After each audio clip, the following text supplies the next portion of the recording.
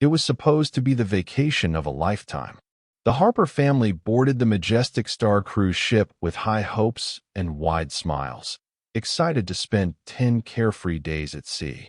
Among them were 12-year-old twins, Lily and Liam, full of energy and curiosity, already exploring every corner of the ship before the Harper family was like any other.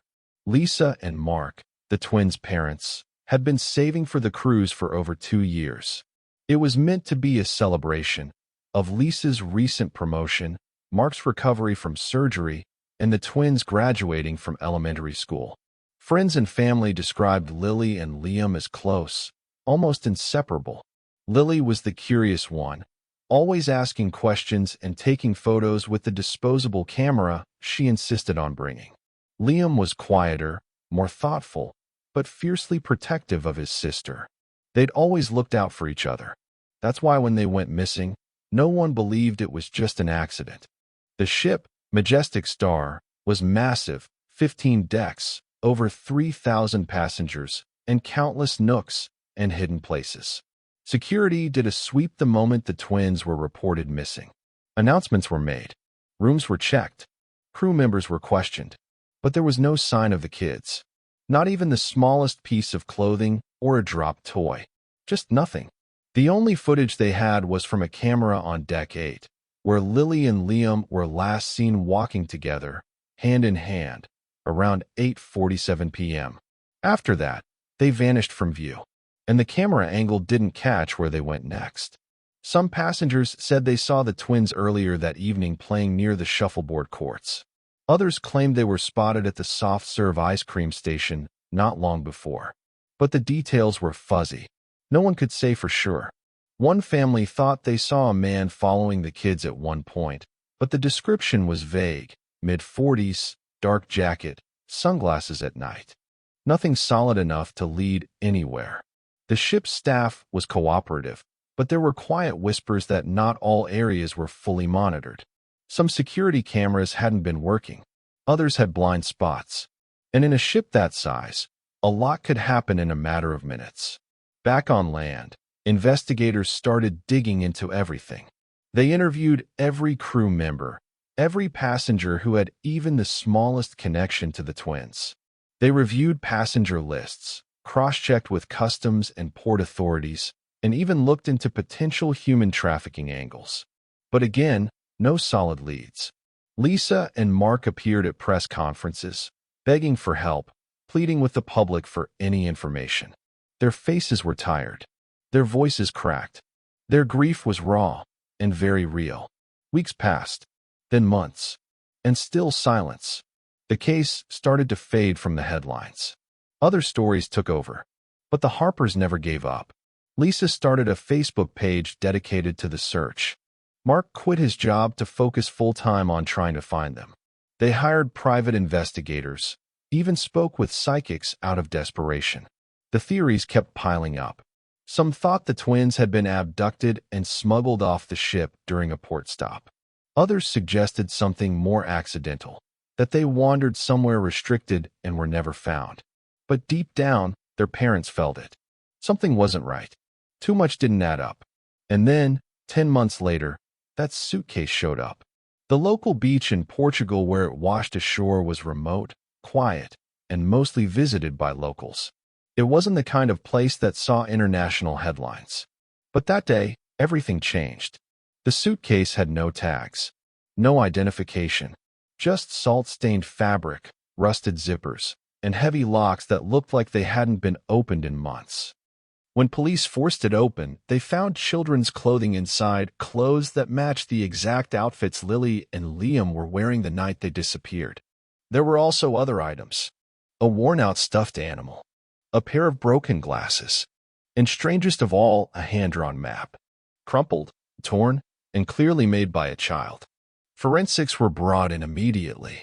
The clothing was confirmed to belong to the twins. DNA testing backed it up.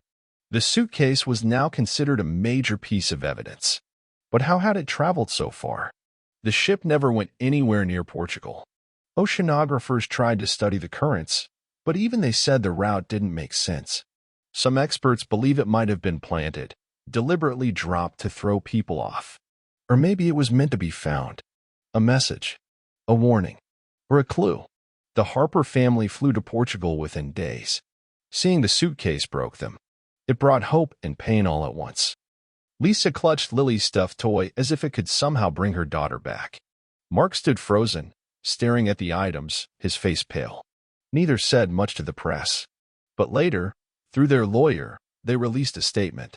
"We believe our children are still alive," it read. "And we believe someone knows where they are." From that moment on, the investigation picked up again. Old leads were re-examined. New ones emerged. People started talking. And one name came up more than once, a man who had boarded the Majestic Star with a one-way ticket, no family, and no clear reason for being on the ship. A man who had disappeared from all records shortly after disembarking. A man who fit the vague description from that night. But before police could track him down, something else happened. Another clue surfaced, this time, in a completely different country. And just like that, the case grew even darker. The new clue that surfaced was just as strange as the suitcase, maybe even more disturbing. In a small town outside of Dubrovnik, Croatia, a tourist from Germany had taken a photo of a crowded market square. It was just a casual snapshot, street vendors, kids playing, locals passing by. But when she later looked at the picture, something in the background caught her eye. Two children, a girl and a boy, both around 12 years old. The girl had curly hair pulled back in a ponytail. The boy wore a hoodie that looked 2 sizes too big. Their faces were slightly blurry, but something about them seemed familiar.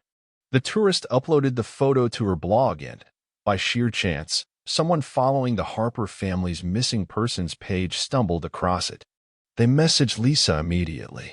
She opened the image and nearly dropped her phone. The resemblance was chilling. The posture, the way the girl leaned toward the boy, the familiar shape of her smile, it all pointed to one terrifying possibility, that the twins were still alive, and someone had them. Interpol was notified, and local authorities tried to track down the children in the photo. But by the time they reached the market, the kids were gone. Vendors remembered seeing them, but didn't know where they'd gone or who they were with. Some said they saw the girl buying fruit with a few coins. Others mentioned a man who kept close behind them, never letting them out of sight. That same vague description again: dark jacket, average height, European accent, sunglasses, even indoors. What made things even stranger was the discovery of another clue not far from the market. In a trash bin behind a local hostel, someone had thrown away a crumpled boarding pass from the Majestic Star, dated exactly 10 months prior. The name on it was smudged beyond recognition, but investigators found faint imprints of writing on the reverse side. It looked like a list. Half the words were unreadable, but 2 names stood out clearly: Lily, Liam. At this point, the case took on international attention again. News outlets reopened the story. Podcasts picked it up. Online communities began dissecting every clue. Some people started developing theories.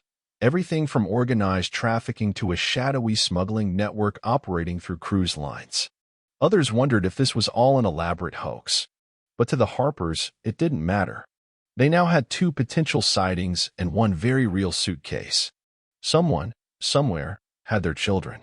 Meanwhile, investigators started re-examining the cruise ship passenger list. One name kept coming up: a man registered as Daniel Voss. He had boarded the Majestic Star alone, stayed mostly to himself, and disembarked in Italy before the final port. No one remembered him clearly. He didn't join any group activities. His cabin was near where the twins were last seen, but his room had been locked and undisturbed when searched. When authorities tried to follow up, they discovered the ID he used was fake. No credit history, no digital footprint, just a ghost. That's when a subplot began to take shape, one that no one had paid attention to before. A few months before the cruise, Lisa had noticed strange things. Small, at first. A van parked outside their home more than once with the engine running. Odd phone calls with no one speaking on the other end. Packages delivered that they never ordered. She had dismissed it all as paranoia or coincidence. But now, with the kids missing and these new sightings, it didn't seem random anymore. Maybe the family had been watched. Maybe the cruise wasn't a coincidence, but a setup.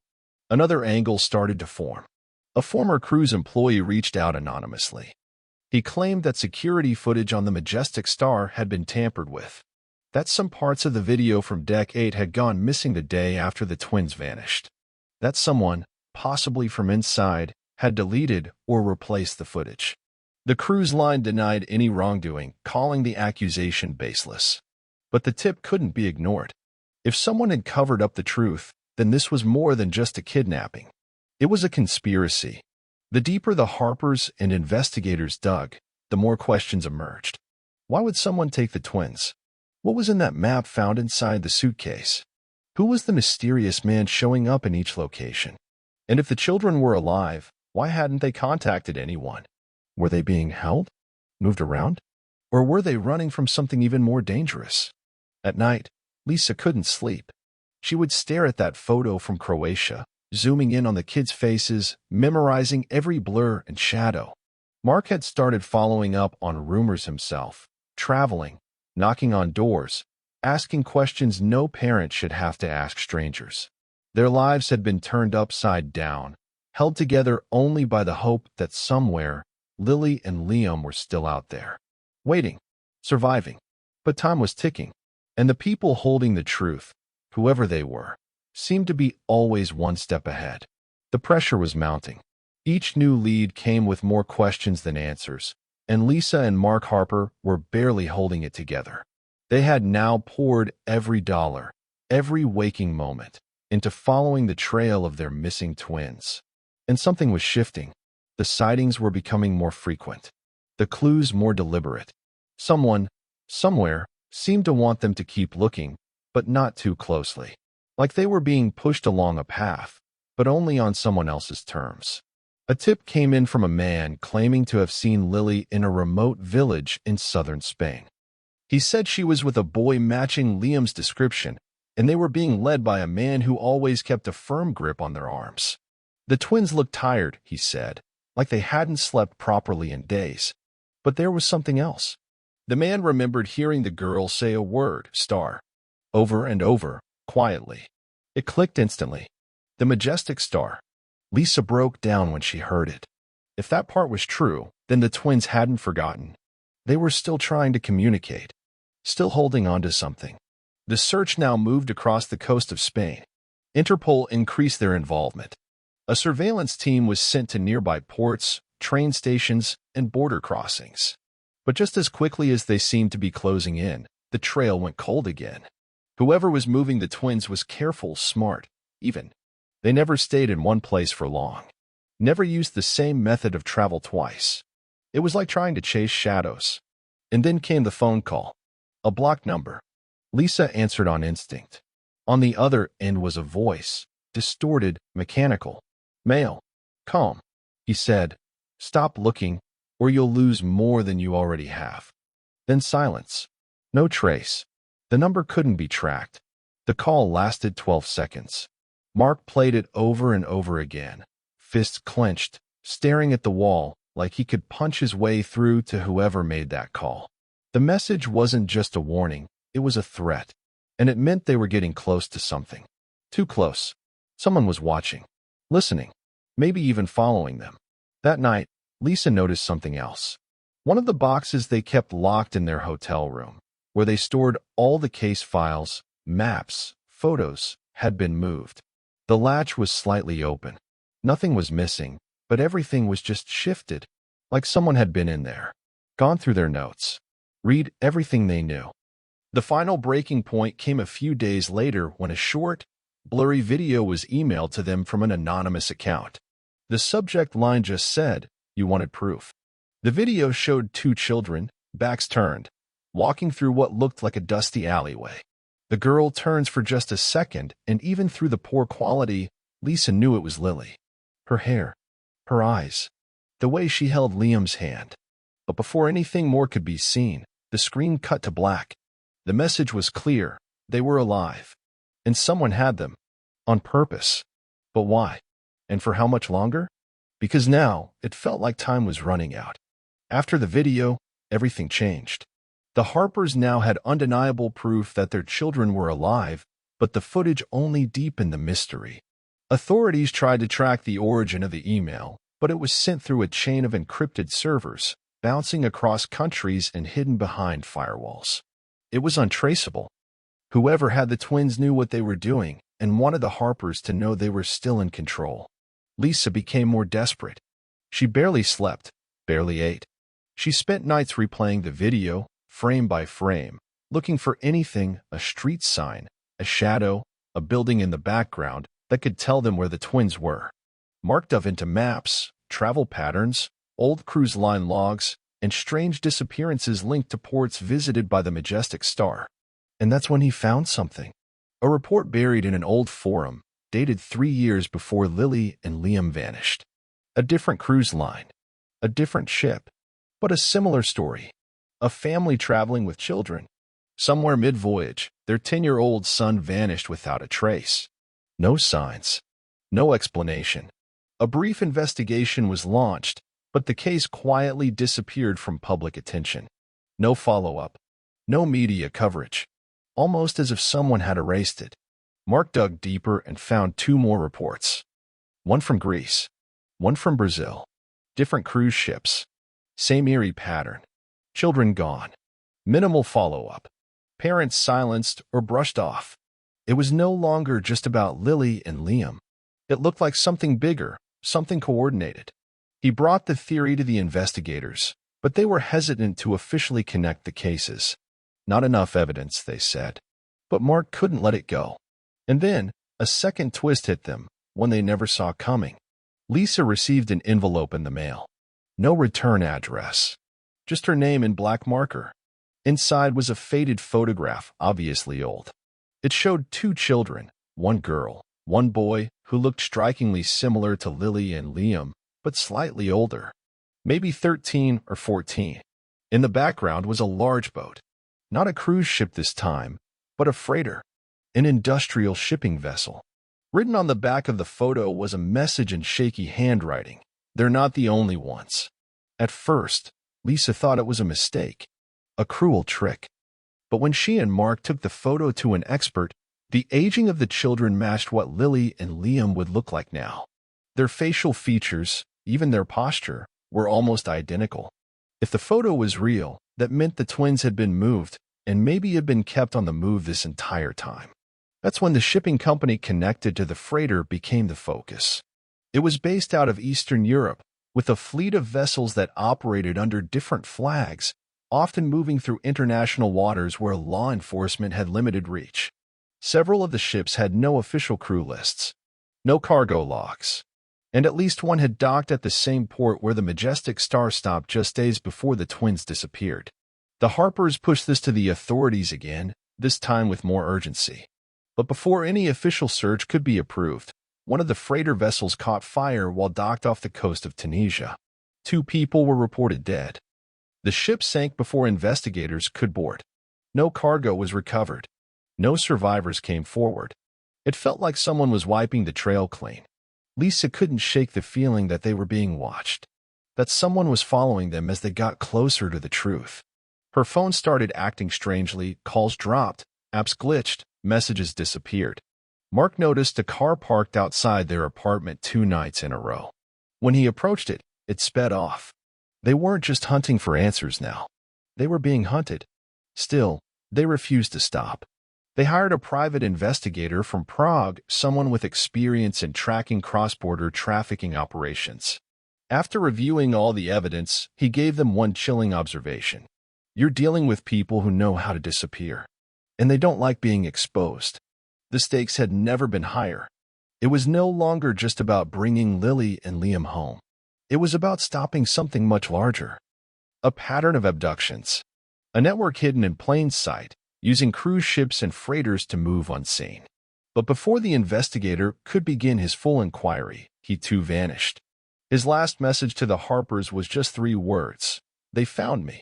And then silence. The clock was ticking. The trail was hot. But the danger was getting closer. And the Harpers were now standing at the edge of something darker than they'd ever imagined. He had even left port. But what began as a picture-perfect family getaway quickly turned into a chilling mystery, one that would leave investigators passengers, and the entire nation searching for answers. Because on the fifth night of the cruise, Lily and Liam vanished without a trace. There were no cries for help, no signs of a struggle. One moment they were there, last seen playing near the arcade, and the next, they were gone. The ship's security footage offered only fragments, a few grainy shots of the twins laughing together near the upper deck before disappearing from view. The crew launched an immediate search, locking down the ship and scanning every room, hallway, and hidden corner. The Coast Guard was alerted, and a wide search of the ocean began. But despite every effort, not a single clue emerged. No witnesses, no answers, just two missing children and a growing sense of fear. As the cruise came to an end, the Harper family disembarked with heavy hearts, clutching nothing but fading hope. Months passed. The case grew cold. Rumors spread.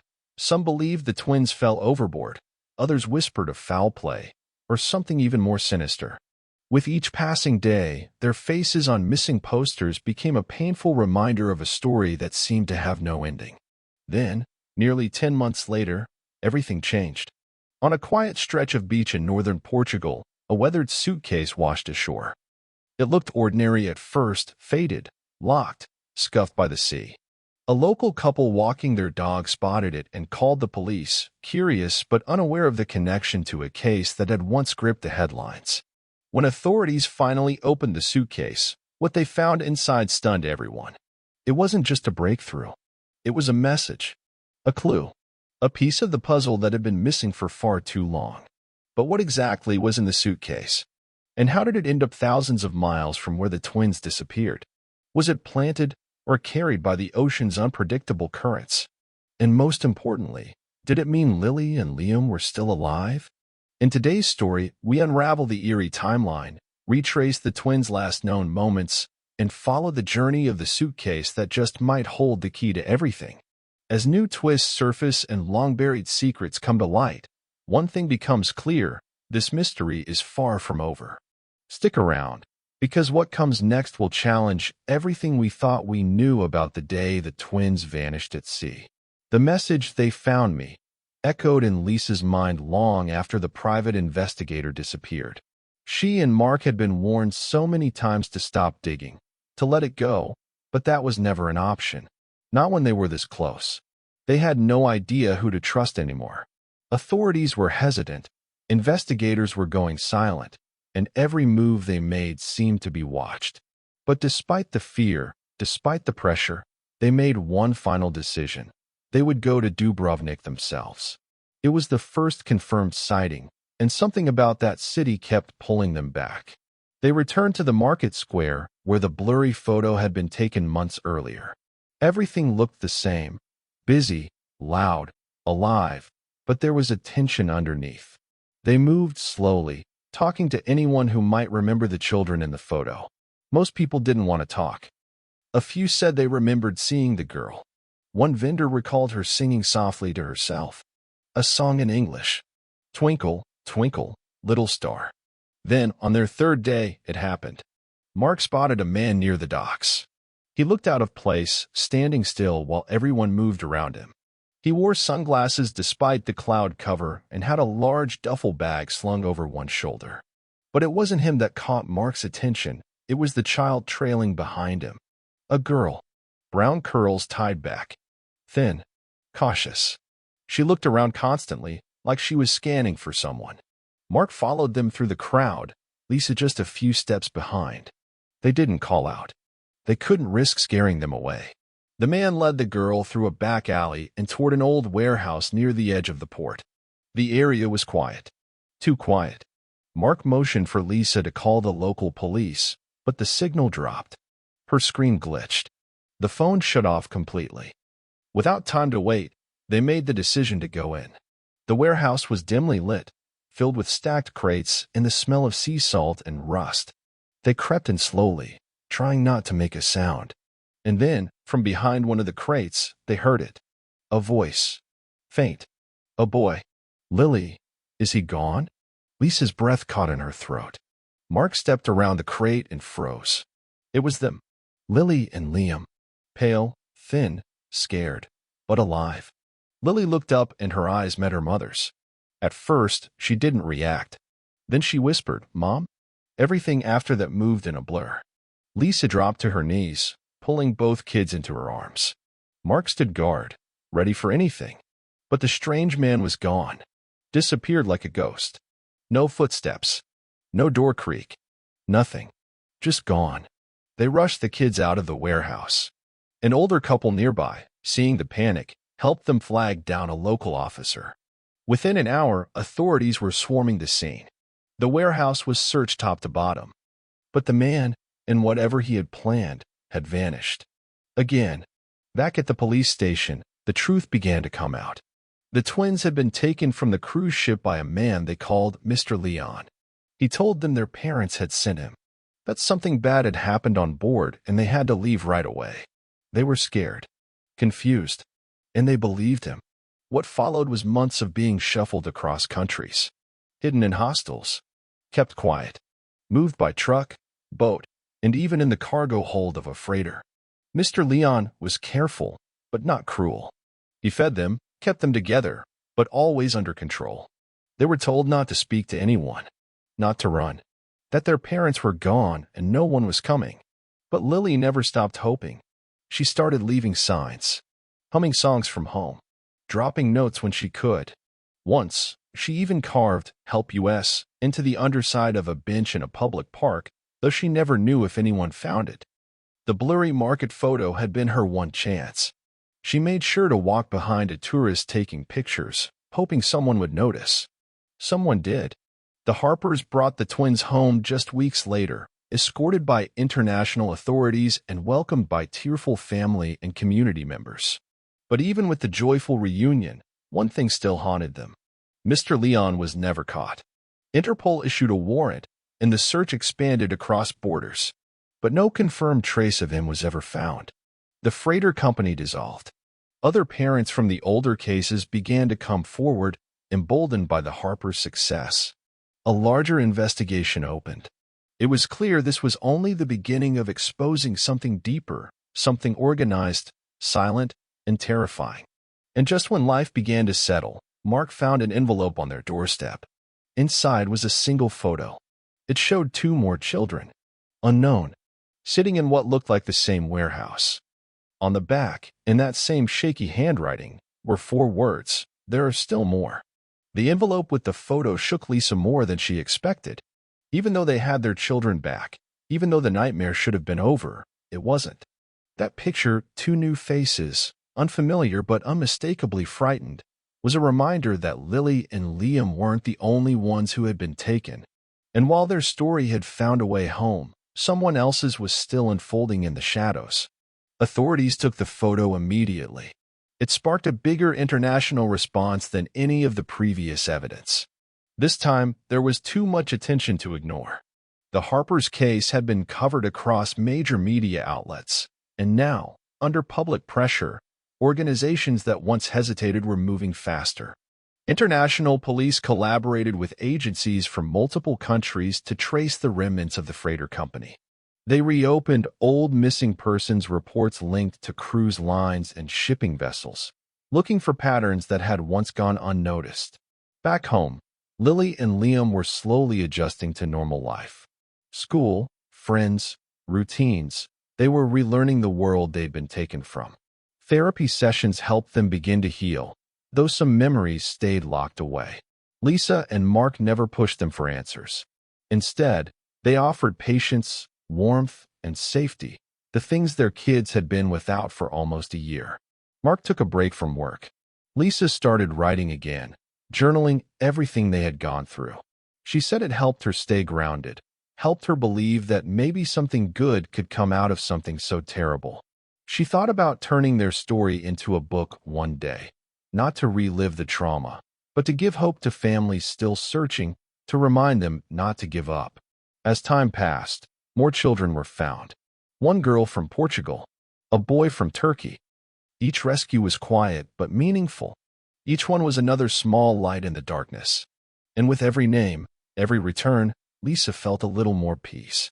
But she never forgot that it started with a cruise ship, the Majestic Star, and how easily something could go wrong in a place meant for joy and escape. The cruise company issued a statement months after Lily and Liam's return, acknowledging failures in their security and communication. It wasn't much, but it was a start. They promised better safety protocols, more transparency, and deeper investigations into passenger reports. Lisa didn't trust their words completely, but she hoped their actions would eventually reflect the gravity of what had happened. One quiet afternoon, as the twins played in the backyard and the sun began to set, Mark sat beside Lisa on the porch. They watched their children laugh, chase each other, just be kids again. The silence between them wasn't heavy, it was calm. She turned to him and whispered, "We got them back." Mark nodded slowly. "We did. But it's not over, is it?" Lisa looked out toward the fading sky. "No, but we did our part. And we'll keep doing it, until someone listens." The photo of the two unknown children had sparked new investigations, but their identities remained a mystery. Interpol continued its efforts, and other families, inspired by the Harpers, began sharing their stories. It was as if a curtain had finally been pulled back, revealing something long buried beneath travel logs and forgotten cases. What happened to Lily and Liam was terrifying, but it also uncovered something far bigger than anyone had imagined, a network that preyed on moments when no one was watching. But now, people were paying attention. Families were more cautious. Ports and cruise lines started training their staff better. Awareness was growing. And yet, there were still questions Lisa knew she might never get answers to. Who was Mr. Leon? Why were the children taken? For what purpose? Some said it was trafficking. Others believed it was part of something even more secretive. But the Harpers never got a full answer. The truth, whatever it was, had stayed just out of reach. But they didn't need every detail to understand what mattered most. They had their children. Safe. Home. And in the end, it was that hope, the idea that even in the darkest moments, there's a way forward, that they chose to carry with them. As the sun dipped below the horizon and laughter echoed from the yard, Lisa stood up and joined her children. She didn't need to chase shadows anymore. She had already stepped back into the light.